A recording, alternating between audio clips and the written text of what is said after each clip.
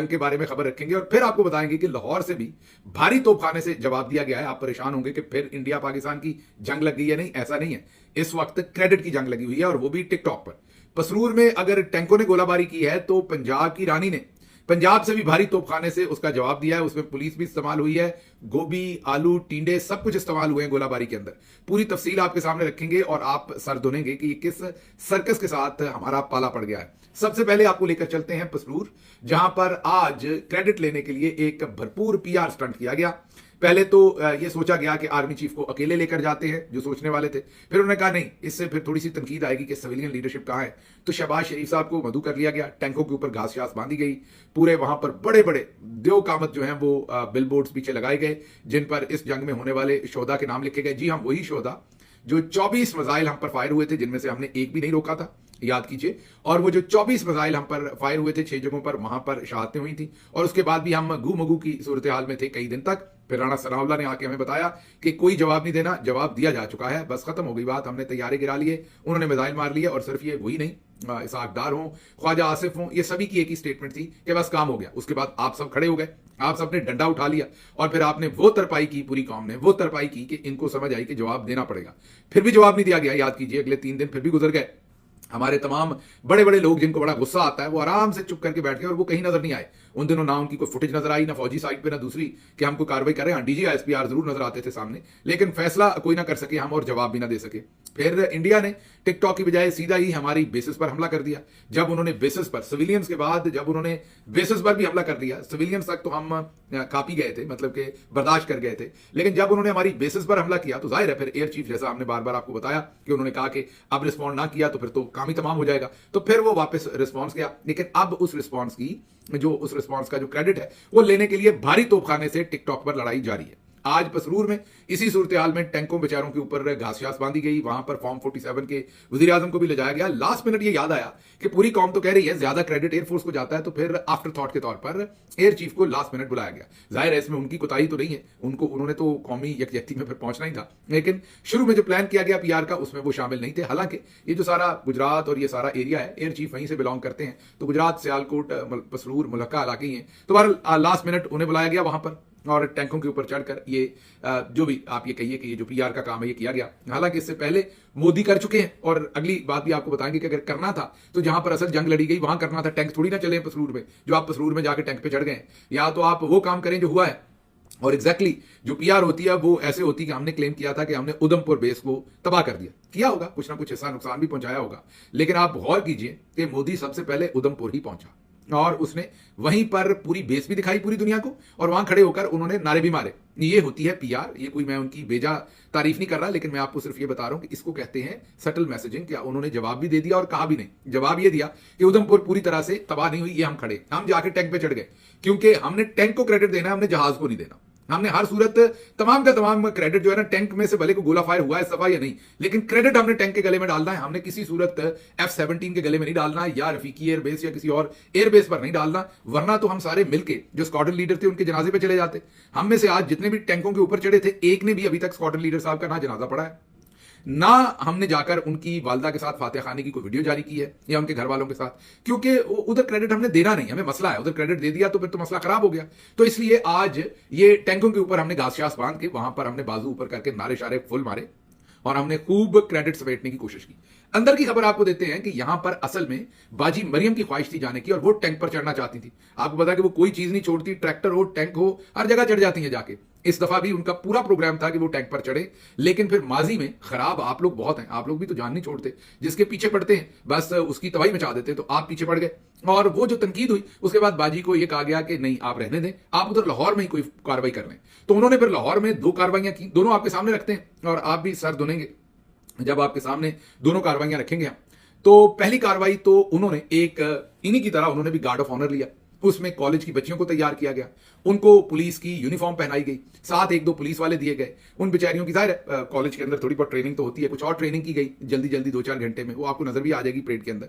और उन्होंने एक तकरीब वहां पर करके अब वक्त शहादत आया, वो जो एक तौहीद का परचम लहराया, उस धुन के ऊपर वो परेड की गई और सामने खड़ी बाजी सलाम ले रही थी, जो मेरा ख्याल है मैनी पैडी करवा रही थी जब जंग लगी हुई थी, मैंने कहीं नजर ही नहीं आई थी। लेकिन अब वक्त शहादत आ गया है, तो अब असल में टिकटॉक का वक्त शहादत आया है कि जो असल वाली जंग थी उसमें तो ना अब्बा की आवाज निकली, ना बाजी की निकली, ना कहीं शक्ल नजर आई, इन शहीदों के घरों तक नहीं गए, शहीदों का इन्होंने जनाजा तक नहीं पढ़ा, कोई इनकी पार्टी के मेन लीडर ने जाके शहीदों के घर पर जनाजा या उनके साथ पुरसा अभी तक नहीं किया।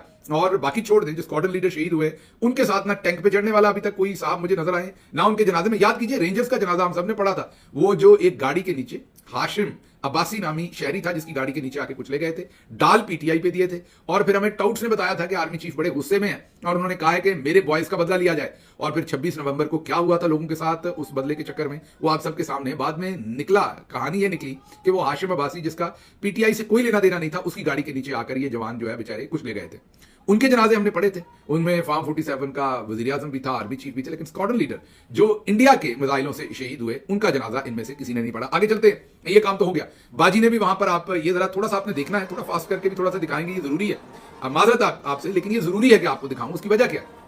उसकी वजह यह है कि एक तरफ तो जैसे टैंकों के ऊपर ही नाम लिखा हुआ है, प्राइम मिनिस्टर ऑफ पाकिस्तान, मतलब टैंक के ऊपर बाकायदा टैंक ने अपना नाम लिखा हुआ है। इसका मतलब आइंदा इस टैंक को शहबाज शरीफ बैठकर चलाएंगे या अब उनका टैंक है, उसके ऊपर नाम लिखा हुआ है उनका। चले, ऐसा ही होता होगा फिल्मों के अंदर। लेकिन दूसरी तरफ जो बाजी ने काम किया है ना, वो बड़ा ही उमदा है। बाजी को एयरफोर्स वाले तो हाथ लगे नहीं, एयरफोर्स वालों ने किसी बेस पे भी नहीं बुलाया। किसी ने आपको कहानी सुनाएंगे कि एयरफोर्स के चंद ऑफिसर, ये एक रूटीन की बात होती है, वो डिफरेंट चीफ मिनिस्टर्स के ऑफिस आते हैं जब उनकी ट्रेनिंग जारी होती है, तो एयरफोर्स के अफसरान आए थे बाजी को मिलने, और बाजी ने वहां पर जो तकरीर फरमाई थी चीफ मिनिस्टर ऑफिस लाहौर में, वो किसी दिन आपको दास्तान सुनाएंगे, आप सर धुनेंगे। लेकिन आज जरा आपने फोकस ये करना है कि क्योंकि बाजी के हत्थे ना फौज चढ़ी आज, और वजह आपको बता दिया कि वो नहीं चाहते थे कि बाजी टैंक पे चढ़े जाके, और ना ही एयरफोर्स चढ़ी, तो बाजी ने एयरफोर्स से मिलती जुलती जो air vice marshal Aurangzeb Ahmed ने दूसरे दिन जो यूनिफॉर्म पहनी थी, उस यूनिफॉर्म से मिलते जुलते, माजरत इस बात पे मैंने नहीं किया काम, बाजी ने किया, ये आप देख लें, उस यूनिफॉर्म से मिलते जुलते बैंड वाले बुला लिए। बाजी ने कहा एयरफोर्स का टच तो आना चाहिए, तो वो आपको पता है ना कि आप अगर शादी पर बैंड लेने जाएं तो वो बैंड आपको फौजी वर्दियों में भी मिलता है, नेवी में भी मिलता है, एयरफोर्स में मिलता है। तो बाजी ने कहा कि चलें, बाजी ने कम से कम ये इंसाफ तो किया, बाकी तो कोई नहीं कर रहा, एयरफोर्स को क्रेडिट नहीं देना चाह रहा बाकी कोई भी, बाजी ने चलें बाजे वालों को वो वाली वर्दी पहना के कुछ ना कुछ बाजी ने अपने आप को भी क्रेडिट दिया और कुछ ना कुछ कौम को भी बताया कि असल में ये जंग इन्होंने लड़ी। तो बाजी ने बाजे वालों से सलामी ली, स्कूल की स्टूडेंट से ली, और बाद में बाजी ने कहा कि ये सलामी असल में जो लैपटॉप जीतने वाले हैं उनको है। सलामी बाजी खुद ले रही थी, लेकिन जहां पर डालना होता है लैपटॉप जीतने वाले, ये लैपटॉप किसी मुकाबले में नहीं हम जीतते, बस आपका पैसा अंधाधुंध लिस्टें बना के हम दे देते, लेकिन बाद में हम कहते हैं ये लैपटॉप जीते गए। खैर ये तो हो गया, लेकिन आपको एक राधा और शाम की फिल्म दिखाते हैं। ये आज लाहौर में शूट हुई, फीचर फिल्म थी, लाहौर के अंदर ये फिल्म शूट हुई, तो इसने 1960, 70, 80 की दहाइयों की सारी फिल्मों की याद ताजा कर दी। अब तो जरा थोड़ा सा मॉडर्न जमाना है, थोड़ा रियल लोकलाइक किस्म की फिल्में बनाई जाती हैं। उस जमाने में जरा भले जमाने थे, आपको पता है कि अब अगर आप उन्हें स्लो मोशन पे देखें तो वो जो मुक्का या थप्पड़ लगता था वो भी 1 फुट दूर से 2 फुट दूर से गुजरता था, लेकिन हमें स्क्रीन पर ऐसे ही लगता था तब कि मुक्का और थप्पड़ लगा है। कहने की बात यह है कि वो जमाना और था, भला था, लेकिन बाजी ने आज भी वही शूटिंग की। ये जरा वीडियो अब आपने स्क्रीन पर गौर से देखनी है। सबसे पहले तो बाजी, क्योंकि मेरी बहन है, मैं उनको मशवरा दूंगा कि वो जब भी चलती हैं अपना दुपट्टा ठीक करती रहती है, कॉन्शियस होती है, which is perfectly fine, no problem. लेकिन मेरा मशवरा है कि अगर वो इतनी कॉन्शियस है तो फिर थोड़ी बड़ी चादर ले लिया करें। मुझे कोई प्रॉब्लम नहीं है, वो छोटा दुपट्टा ले, हमारी बहन है, वो बड़ा ले, वो उनकी मर्जी है, लेकिन क्योंकि वो ज्यादा वक्त दुपट्टा ठीक करने में लगी रहती हैं तो वो पब्लिक ऑफिस होल्ड करती हैं, बजाय इसके कि उसी में वो अपने लाइक हाथों के जो जेस्चर्स हैं उनका इस्तेमाल करें, बेहतर कम्युनिकेशन कर सकें, टिकटॉक हो या वैसे जिंदगी हो। तो मेरा मशवरा ये है कि बाजी या तो मतलब अगर आपने छोटा दुपट्टा लिया तो कॉन्शियस होना बंद हो जाए, अगर कॉन्शियस होना है तो अब बड़ी चादर ले लें, उससे मामला ठीक रहेगा। अब इस पे औरत कार्ड ना निकाल लीजिएगा, मैं बार बार बाजी कह रहा हूं, इज्जत और एहतराम से सिर्फ एक मशवरा दे रहा हूं पीआर का। मुझे इससे बिल्कुल, मैं दुपट्टा पुलिस नहीं हूं कि मैं आपको बताऊं कि आप छोटा दुपट्टा लेंगे, बड़ी हमारे लिए मोहतरम है, छोटा दुपट्टा लेंगी फिर भी हमारी बाजी बहन है, आप बड़ा लेंगी तब भी हमें कोई इससे मसला नहीं। अच्छा जी, खैर बाजी चलते हुए आई है। अब आपने वीडियो को गौर से पीछे देखें, पीछे जैसे राधा और शाम की फिल्म के अंदर लोग चल रहे हैं ना, ये चीफ मिनिस्टर हैं जो एक किसी बड़े, किसी को बहुत ऐसे बाजार में नहीं आगे जहां ऐसे लोग आते हैं, एक गरीब गुरबा इलाके के अंदर आप देख सकते हैं जहां पर ज्यादातर दुकानें बंद है, 1, 2, 3 खुली हैं बस, बाकी दुकानें सारी पुलिस वालों ने सुबह सुबह बंद करवा दी थी। जहां जहां पर शूटिंग होनी थी वहां पर सब्जी ऐसे ही लगी हुई है जैसे किसी फ्रेंच स्टोर में लगी हो, मतलब लगी तो टोकरियों में है लेकिन नीचे, टोकरियों के नीचे बाकायदा प्लास्टिक डली हुई है या कोई पेपर है जिसके ऊपर सब्जियां रखी हुई हैं, सब्जियां धुली हुई हैं, उनको मेरा ख्याल पानी में तेल डाल के उनकी अच्छी तरह से सफाई की, चमक रहे हैं खीरे शीरे सारा कुछ। तो आपको इससे अंदाजा आ रहा है कि फिल्म का सेट ठीक लगा हुआ है। जो सब्जी वाला है वो भी 35 कह रहा है, वो भी 35 नहीं कह रहा, भी पंजाबी में बात नहीं कर रहा, वो भी सीधा 35 रुपीज की ही सब्जी दे रहा है।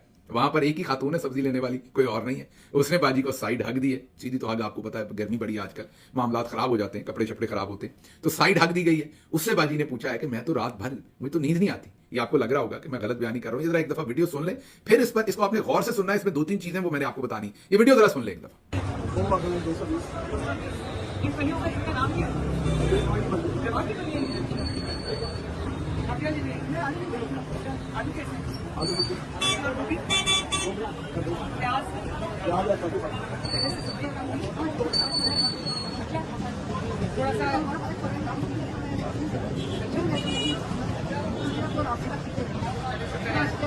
सारा दिन मुझे ये फिक्र होती थी कि आपके खाने पीने की चीजें ना महंगी हो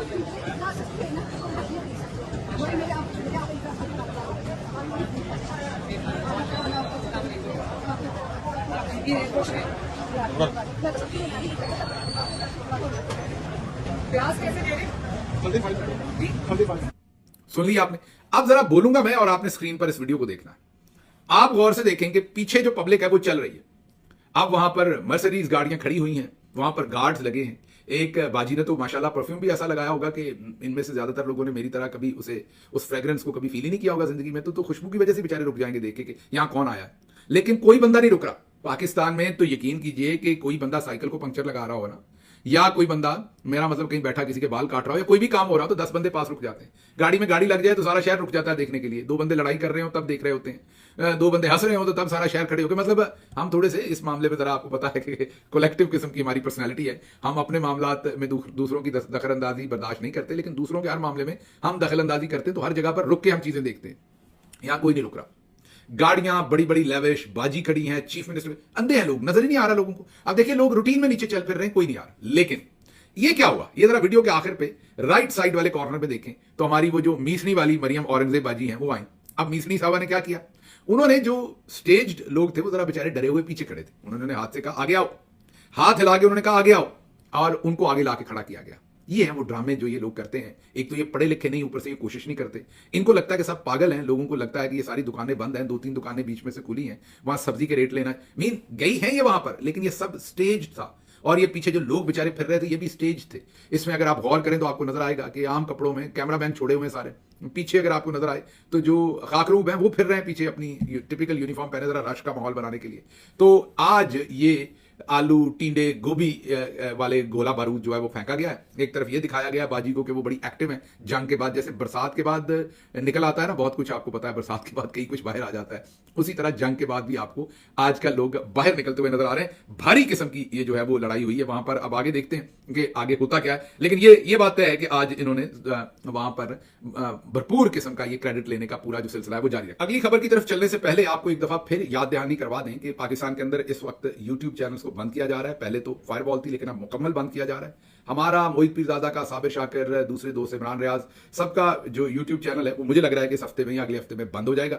इस सिलसिले में आपसे रिक्वेस्ट ये की थी कि एक तो हमारे व्हाट्सएप चैनल को आप ज्वाइन करें। बार बार मैं आपको बता रहा हूं कि व्हाट्सएप चैनल जब आप ज्वाइन करते हैं, ना हमें पता होता है कि आपने ज्वाइन किया, ना चौधरी निजामुद्दीन को पता हो सकता है। आप में से कई लोग ये समझते हैं कि शायद पता लग जाएगा कि किस किस ने ज्वाइन किया हुआ है, तो ऐसा नहीं है। आपकी कॉन्फिडेंशियलिटी उसके अंदर मुकम्मल रहती है। व्हाट्सएप ये डाटा किसी से शेयर नहीं करता। तो ना आपको पता होगा कि आपने इस चैनल को ज्वाइन किया है, और ना हमें पता होगा। मैंने आपको तो पता होगा, मैंने कह दिया, आपके किसी दोस्त साहब आपको पता नहीं लग सकता कि आपने उस चैनल को ज्वाइन किया हुआ है, ना ही चौधरी निजामुद्दीन को, और ना ही हमें पता लग सकता कि आपने ज्वाइन किया। ये व्हाट्सएप चैनल जो है ये ग्रुप की तरह काम नहीं करता। इसमें मेंबर्स नजर नहीं आते, या आपने चैनल ज्वाइन किया होता है, आपको सिर्फ हम नजर आते हैं कि हम आपको मटेरियल भेज रहे हैं, बाकी मेंबर्स आपको इसमें नजर नहीं आते। तो आप इसमें महफूज हैं। इसको ज्वाइन कर लीजिए ताकि आप हमारे साथ कनेक्टेड रहें और हम आपको डायरेक्ट इंफॉर्मेशन भेज सकें जब ये चैनल्स जो है वो ब्लॉक कर दिए जाए। और साथ साथ हमने आपको वीपीएन्स भी रिकमेंड किए हैं, आखिर पर लिंक भी देख लीजिएगा, और डिस्क्रिप्शन में भी लिंक मौजूद है इस वीलॉग के, जहां से आप वीपीएन्स इंस्टॉल कर लें ताकि जब ये बंदिश हो तो आप वीपीएन पर ये वीलॉग्स देख सकें। अब चलते हैं अगली खबर की तरफ। साबिक एयर वाइस मार्शल नासिरुद्दीन वाई, उन्होंने कहा कि कौमें जंग इकट्ठे लड़ती हैं, सिर्फ फोर्सेस नहीं लड़ती, लेकिन जो इंफॉर्मेशन वॉरफेयर हमारे सोशल मीडिया ने लड़ी है वो अमेजिंग है। ये बात, इसमें कोई शक ही नहीं है। लेकिन जिन्होंने लड़ी है उन सबको हाफिज जी ने तुन के रखा हुआ है, और मजीद भी तुन के रखने का फैसला किया हुआ है। चलें ठीक है, तुन के रख लें, वो भी वैसे वापस तुन के ही रखेंगे। ये थोड़े दिनों के बीच में छुट्टी आई थी, जो भी हुआ, ये जैसे भी हुआ, मैंने कल भी कहा था कि ये तो हमें हमारा एटॉमिक प्रोग्राम बचा गया। मैं थोड़ी को ज्यादा कहूंगा, ज्यादा नहीं कहूंगा, थोड़ी बहुत कहूंगा। आपने समझना है कि ये नहीं कि हमने एटमी हमला कर देना था, कुछ और मसला हुआ था, वो खलारा लंबा पड़ गया था जिसकी वजह से जिन्होंने डाला उनको भी अंदाजा नहीं था कि इतना खलारा पड़ जाएगा। तो फिर सारी दुनिया ने यही कहा कि बस यार रहने दो, मीन आप लोग ना लड़ें, ये खलारा ज्यादा लंबा पड़ गया तो ये तो आप खुद भी नहीं रहेंगे और कोई और भी नहीं रहेगा। तो वो हमारी बचत हो गई। लेकिन मसला ये है कि जिन्होंने ये वॉरफेयर लड़ी उनको तो पिछले 3 साल से तुन के रखा हुआ है, उनके घरों को, उनकी फैमिलीज को। उनको देखते हैं अब आगे क्या होता है, पर मुझे लग यही रहा है कि आगे भी यही काम होना है। अच्छा जी, जो बीएसएफ का जवान पूर्णम कमार पाकिस्तान की हिरासत में था, जो इंडियन फौज का एक जवान था हमारे बीएसएफ का हमारे कब्जे में, उसको 23 अप्रैल को शायद हिरासत में लिया गया था। उसको वोगा बॉर्डर पर पाकिस्तानी हकाम ने इंडिया के हवाले कर दिया। वैसे पहले ही कर देना चाहिए था, इंटरनेशनल लॉज तो ये कहते हैं कि फौरी तौर पर सोल्जर्स को वापस करना चाहिए, हमारा उधर हो या इधर हो। लेकिन चलें, अच्छा किया, वापस कर दिया आखिरकार। इसके साथ साथ मोदी के एक वजीर ने कर्नल सोफिया कुरैशी, जो आपके सामने चेहरा थी ऑपरेशन संदूर का, और वहां से वो हमें बताती थी कि पाकिस्तान ने 7 मई 2025 को जो है वो मेरा ख्याल उत्तरी सीमा पर जो है वो पाकिस्तान ने हमला कर दिया था।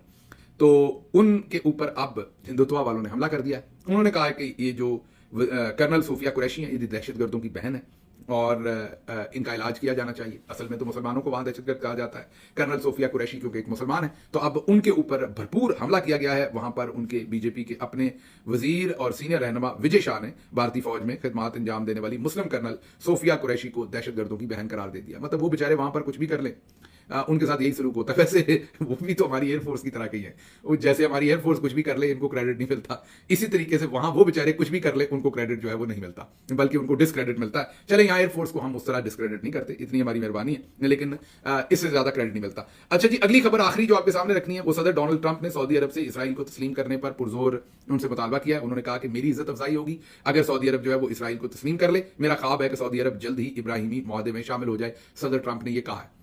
अब ऐसा ना हो कि कहीं तहरीके लब्बैक जो है वो इसके ऊपर कोई मार्च वार्च शुरू कर दे, कोई बातचीत शुरू कर दे, कोई प्रोटेस्ट शुरू कर दे। लेकिन मैं आपको अभी बता देता हूं, वो भी इसके ऊपर, मैंने कहा सांस नहीं लेंगे। ये मेरा मेरा मेरा आपके सामने बड़े कॉन्फिडेंस के साथ है। मार्च करना तो दूर की बात, फतवा जारी करना तो दूर की बात, सांस नहीं लेंगे। तो अगर सऊदी अरब ये कर देगा तब भी सांस नहीं लेंगे हमारे उलमा कराम इसके ऊपर, क्योंकि फिर सऊदी अरब तो सऊदी अरब है, जाहिर है सबका एहतराम उन पर वाजिब है। मुझे यहां से इजाजत दीजिए। अल्लाह आपका हामी नासिर हो। पाकिस्तान जिंदाबाद।